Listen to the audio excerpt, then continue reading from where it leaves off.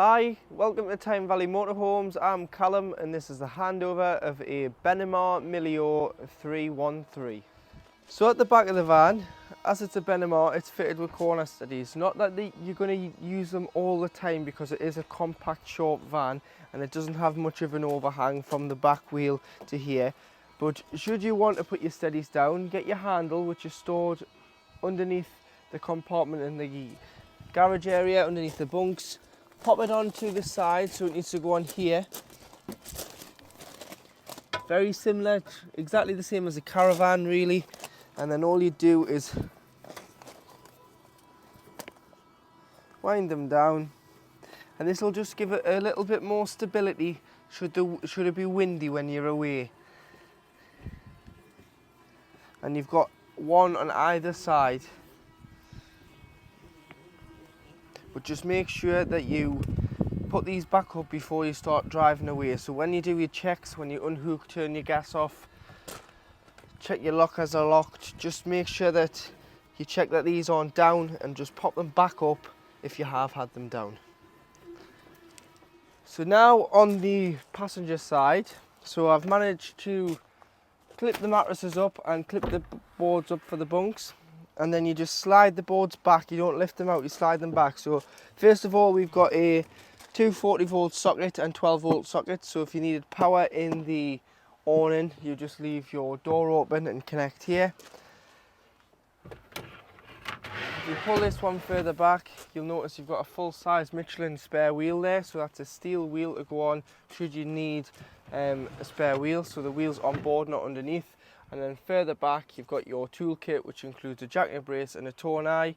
So that's everything that you're going to need to change that wheel. And also your winding handle for your steadies is located in there as well. So to operate the awning fitted to this vehicle, which is a Fiamma F45S, using the handle which can be found in the garage area, pop it onto here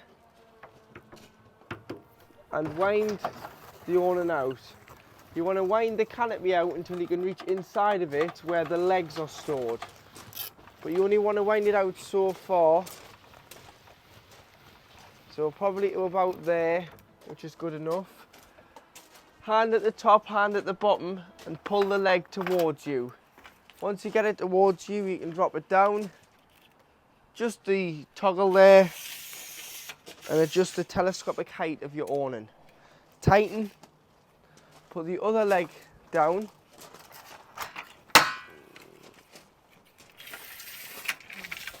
Just the height.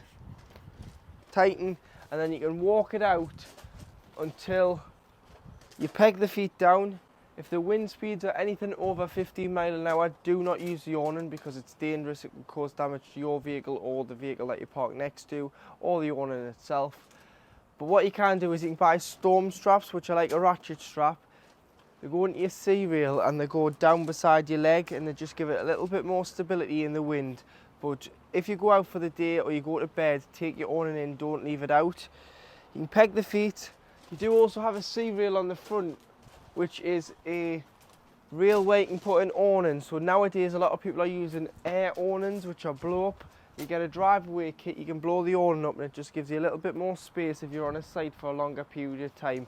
And that can go in there. Carrying on the passenger side, you've got two fridge vents.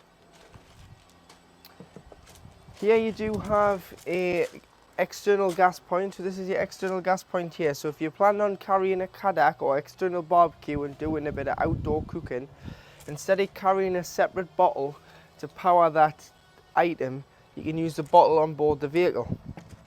So get a quick release connection here which slots in there, and then you'll need a Jubilee clip, one on this end, one on the end of the barbecue or Kadak, and some gas hosing, which is orange. It's a rubber gas orange hose.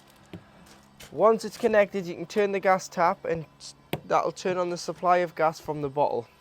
Turn it off once you've finished and disconnect, and underneath you've got a cold water fed shower point. So make sure the pump's on, you'll get a pressurized flow to hose the bikes off, the boots, the dogs. Underneath you've got your gas locker, so again opening it with a habitation key. I've got my test bottle on here now, so it doesn't come with a gas bottle, you'll have to get one. but this vehicle is set up for propane, and that is a 6 kilogram colour bottle. So if you can get 2 6 colours in there, what you need to do is, once you get the bottle on board, strap it in top and bottom just to hold the cylinder nice and tightly in place so it doesn't move and cause any damage. To connect this black pipe from the regulator to the top of the bottle, it's left to tighten, left to loosen. So it's the opposite way with gas. Hand tighten pigtail only, turn the bottle on at the top, making sure that you turn the bottle off and isolate it before you travel, so that it's safe for you and other road users. Should one bottle become empty, if you're carrying a spare, which is a good idea, you've got a reserve bottle, you can just disconnect your pigtail and pop it onto the secondary bottle. Habitation door opens with the key, so it's lockable. So it's down to lock, up to open on there. Fuel for the engine is at the passenger door and opens with the main ignition key. This is a lockable diesel cap. Leisure battery is underneath the passenger seat. Engine battery is underneath the floor. There's a compartment in here underneath the carb mat which you'd lift up to get to the engine battery should you ever need to change it. Tyre pressures are here, so 5.5 bar, which is 79.5 psi, which is just on the slam panel there. And your bonnet release is just here.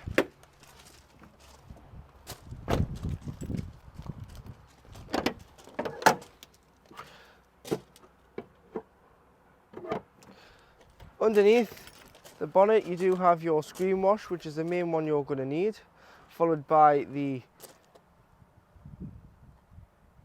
power steering fluid, your coolant and your brake fluid. You can lift this compartment off of the scuttle to fill the power steering fluid and the coolant. Oil filler and dipstick for giving or receiving oil, especially in there, and checking the oil levels now and again. This is an earth if you want to jump start the vehicle from underneath the bonnet, and this is your positive for jump starting the bonnet, for jump starting the vehicle. So you can either jump start the vehicle from here or jump start another vehicle off there. It's a terminal for either giving or receiving a jump start. To work your Benimar 12 volt control panel, if you're hooked up you'll get this light here, which means you're receiving mains 240 volt. You've got your master switch here which turns the vehicle on and off. And then you can turn your 12 volt system on, which is just this button here, which runs all the lights, the pumps. So turn your 12 volt on, turn your pump on, making sure that you've got enough water on board, which I'll show you how to check in a moment. You've got your awning light, which is the light on the outside of the vehicle. And you do have, going down the side, one of the trailer, which is your leisure battery reading. Take the hook out to get a true reading of your leisure battery. One of the truck, which is your carb battery. Fresh water is this one here. When that goes into empty, it'll go red, and when the other one goes red, it means the waste's full and it's time to drop your wastewater. So that's your control panel. It's very simple to use. Obviously on off, 12 volt on off, pump, which you've got to have on for your taps, toilet, shower, exterior shower, awning light if you're sitting outside, leisure battery reading, vehicle battery reading, fresh water reading. So now in the kitchen, on the hob you've got 2 gas burners and 1 electric hot plate, which indicates with the red light that it's on, but that's only on mains. It's a 230 hot plate, so that'll only work on mains. Once you've had any of these on, if you do allow them just to go cold before you put the glass lid down, otherwise there is a chance that you could shatter the glass with the heat.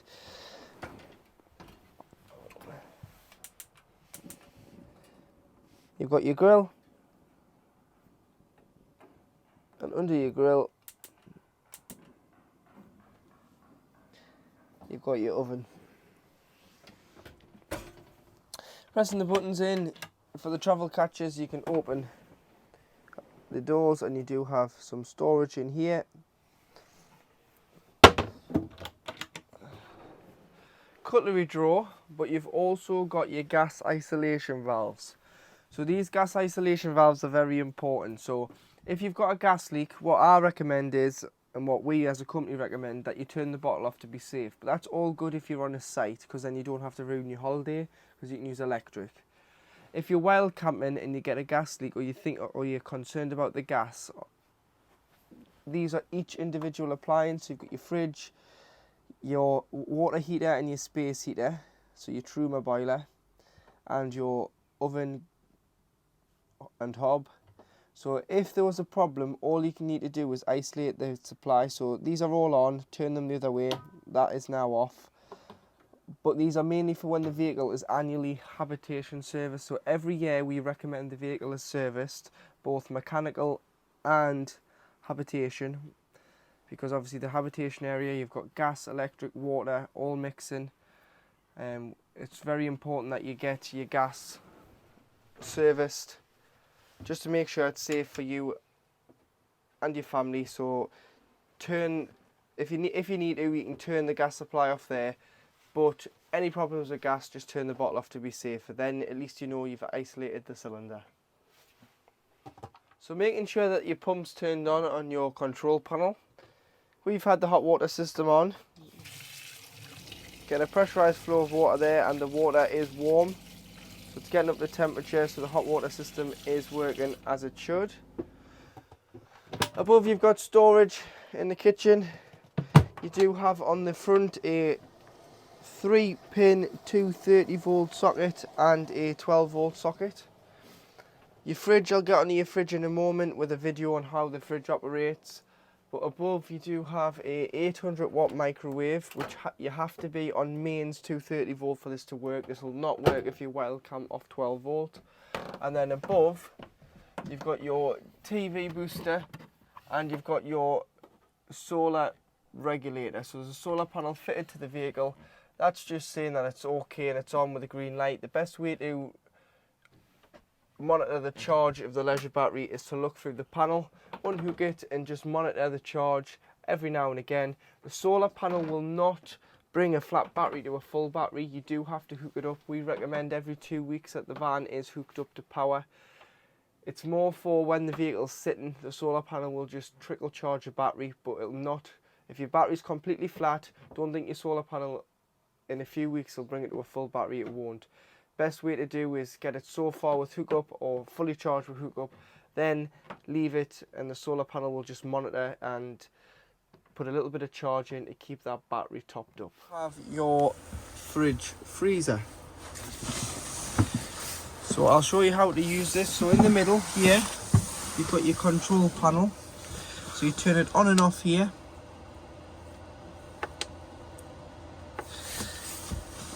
A will stay illuminated, and there's a picture of a plug. A stands for automatic energy selection, so it picks out the best source that's available to the fridge. So we're hooked up now, so it's gone to hook up.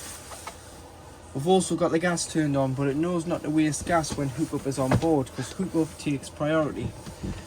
So if you're on a site or if you're at home pre-chilling, have it on hookup. If I was to then take the hookup out the vehicle, it will switch over to gas and self-ignite by itself. Or if I was to start the engine, it would switch over again to 12-volt from the engine when the engine is running only, and it keeps it like a giant cool box. So it's like a travel mode. So it'll keep the shopping nice and fresh at the temperature it was previously set at. So it's got to be pre-chilled beforehand on either gas or electric, and you can travel with this and it'll just keep it nice and fresh. If you want to turn it off automatic, you've just got to press this button here, and now it's on mains by itself because you've selected that. Battery by itself, code 6, failure, loss of 12-volt because the engine isn't running, or you can self-select gas. Please note, with the automatic energy selection mode, it waits 20 minutes before lighting on gas once you've turned the engine off, as this is a safety mode in case you have forgot to turn your bottle off. You've pulled into a petrol forecourt to fill up with diesel. The last thing you want is this sparking in a petrol forecourt. So you just have to manually select it for the first 20 minutes before bringing it back to automatic. Here you have your temperature, so 5 being the coldest when pre-chilling. Once you have put your shopping on board, turn it down to 3 or 4 max so it doesn't freeze the shopping, and then you can turn this on and it stops the temperature of the fridge and freezer from condensing this control panel here and stops the doors from sticking with the rubbers. One thing I will say about the fridge is when you don't use it, you've got to leave the doors open. So if you're parking it up on the drive or parking it up for a couple of weeks, don't leave the doors shut because it traps the air in and it will start to smell. So underneath both,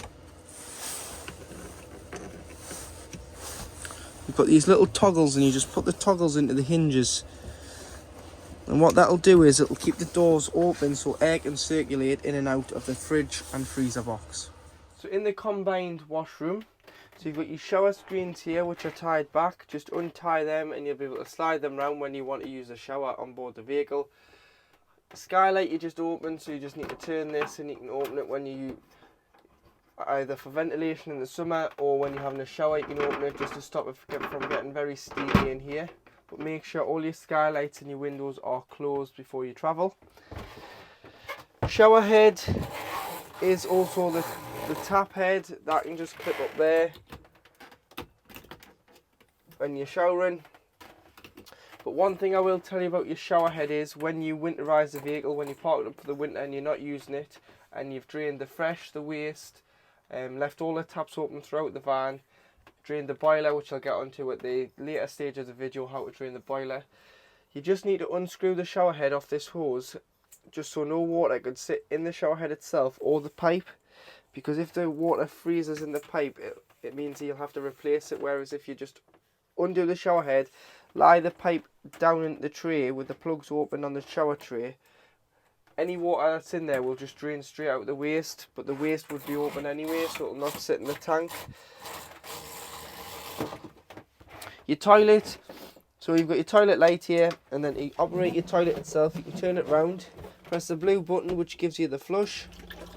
Always put a small amount of flush in before you use it, and then before you think about using the toilet, this grey handle here, which is known as the blade, to the right, opens it. Use the toilet, flush it after use, and then close it back once you've finished. Once the toilet indicates that it's full, you've got a green light here, slowly going to red, as you can see. Once it goes to fully red, the cassette is full, it's time to take it out and change it. But if you always shut the blade after use, when you go to get the cassette out the side of the van, it'll always come out. If the blade was ever to be open, the mechanism's still engaged, so the cassette won't come out. So to operate your Avtex television, make sure the master switch for the TV is on, which is just in the centre here. So turn it on, you'll get your red light, just stand by. This is a 12 volt telly, so it'll work when wild camming as well as when you're on a site. Turn it on, so point your remote to the bottom and it'll go to blue.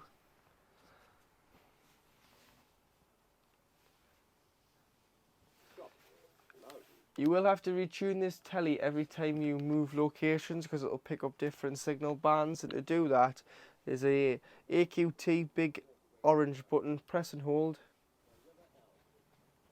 press OK, and it'll do an auto search and find as many channels as it can. This TV also takes a DVD down the side. It's got HDMI, so if you wanted to put a Fire Stick in or an Now TV stick to make the telly smart and just tether off your phone, you can do that as well. But that's how you would retune your Freeview television. It'll get so far along and you think it's not picked up anything, probably about 40-50%, and then all the channels will come in, so just hang on, don't think you haven't got a signal. It just takes a while to find a signal, then it'll tune in all the telly channels. So to make the double dinette on this model into a bed, you've got to put the table down, which I'll show you where the table goes in a moment, and remove the leg. So the leg comes in two stages. You just remove the bottom bit off so you can sit the table down. Infill cushions on top of the table.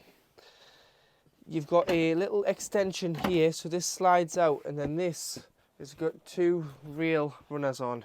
That sits on there, so you can sit that on there and then just tap the fascia back just so it nips up and it's nice and tight. There's a little board here which extends this area here, so you can put it in with the bed, but you can also have it so it extends the lounge, so it gives you that extra seat. So two little rails here that come from the bulkhead which hold the backrest there, and a little slide up flap that hold the base, so you've got an extra seat, so if you use the table and use the extension on the table, you can all sit round and dine together. But if I remove the cushions out the way a moment,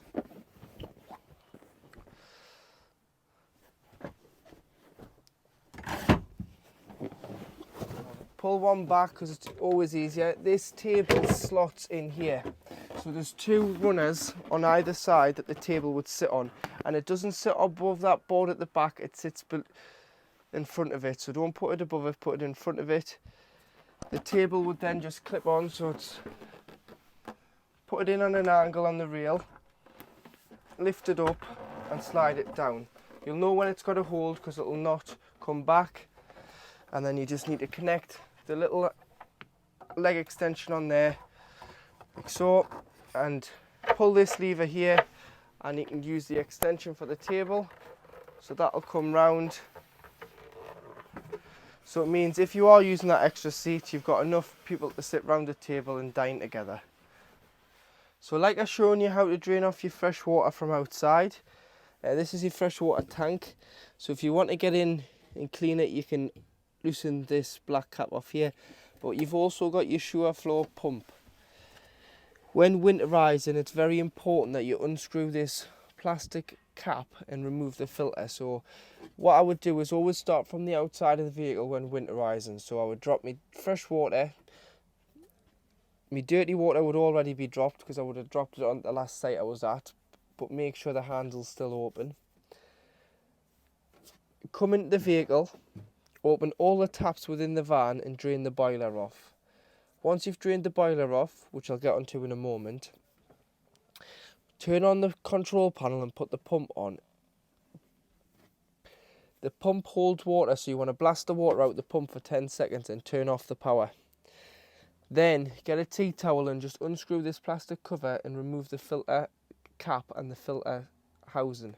It just means that no water's going to freeze and then crack that plastic cover. So just remove that, pop that out the way somewhere safe, and then when you're ready to come back to the van, just pop it back on to use. But make sure that you take them off, because last year we had a few customers that didn't, and they had to have replacement pump filters, which is not what you want if you want a spur of the moment weekend away, or you're ready to use the van in the next coming season. So underneath the dinette seat, this is the one backward facing directly behind the driver's seat, you've got all your electric units. So sliding the extension out for the seat, you'll be able, and lifting the cover, you'll be able to get into here. So you've got your electric battery charger, which charges your leisure battery when you are hooked up. So make sure the light's on. You can turn it off, but I would just leave it on. That's just going to charge your leisure battery when you're hooked up, which is what you're wanting anyway. Main RCD and MCB unit here. So if you aren't receiving power, the best way to check is if the vehicle trips. If the vehicle trips, you've got power. If it doesn't trip, it's not the vehicle, it's where you're getting the power from. But if you've tripped the vehicle out, always try here before you try your main site. Then you've got your 12 volt fuses, so do carry some spare fuses with you. And what you can do is, if a fuse blows, just pick it out and replenish the fuse, because normally if it's a 12 volt and it doesn't work, you probably blew a fuse. So just carry a mixture pack of standard blade fuses. You've got a main fuse here as well, which is probably for one of your leisure batteries, this one here in the harness there. And then next to it, so next to your electrics, you've got your boiler. So your Truma boiler does heating and hot water, obviously air blown heating and hot water. So this boiler holds 10 litres of water at any one time. In the winter, it's very important that you get rid of the 10 litres, because the 10 litres you wouldn't want the 10 litres to freeze in here, because it'll crack the cylinder head and cause all sorts of damage, which isn't covered under warranty, because it's your responsibility to drain the vehicle down. So what you need to do is you need to get rid of the water in the boiler. And how to do that, if you just come further along in the middle section here, you've got a valve. This is the valve here. This is a Truma anti-frost valve. And what that does is, at 3 degrees, it'll automatically drop the water. So down here, there's a little blue button which will pop out. And it will allow the 10 litres of water to drain out by itself. So this detects the frost. But what I would do is, I would always, if you say you've finished using the van in the back end of October, winterise the vehicle yourself. So fresh and waste outside, all the taps open, boiler open. So to open the boiler, what I would do is turn this diamond, button pops out here, and you'll hear the water draining out. It'll stop when I push the button in, and then when I'm ready to reuse it, turn it and push the button in. If the button stays in, great. If it doesn't, what you should do is just put the heating on without the hot water for 10-15 minutes first. This whole area will get nice and warm, and then you'll be able to just go and push the button in. Or failing that, use a hairdryer and just warm the area up, because you're clearly using the van when it's still too cold, which is fine, but obviously this is detecting that it's still cold outside. So drain off here, open all your taps, remove your shower head, blast your pump out for 10 seconds to get the water out of the pump, remove the pump filter cover and the filter itself, just so the water doesn't freeze in there, and then when you come to reuse it, obviously do it all in reverse. So you would shut all your taps, you'd assemble your pump back together, you'd close your boiler, you'd put your cover on your fresh water so you can hold the fresh water again, put the hose in, fill it, come into the vehicle, control panel on, pump on, cold side of the tap first, you'll get a pressurised flow of cold water straight away. Go to the hot side of the tap on the mixer, it'll start to cough and splutter and make all sorts of noises until you get a pressurised flow of water. Once you've done the kitchen tap first, do the bathroom tap, and then your system's primed. But make sure you drain it off in the winter, because if not, it could be a costly mistake to make if you leave water in the vehicle. The additional double bed is above the cab, so this can be pushed up when you're travelling, which means it's easier to get from the cab into the motorhome without banging your head. If you want to store anything up there, store light items like extra clothing, extra bed and extra pillows, anything light, so that if it does come down in transit, it's not going to hurt you. Nothing heavy up there, in case it did hurt either the driver or passenger when you're driving along the road.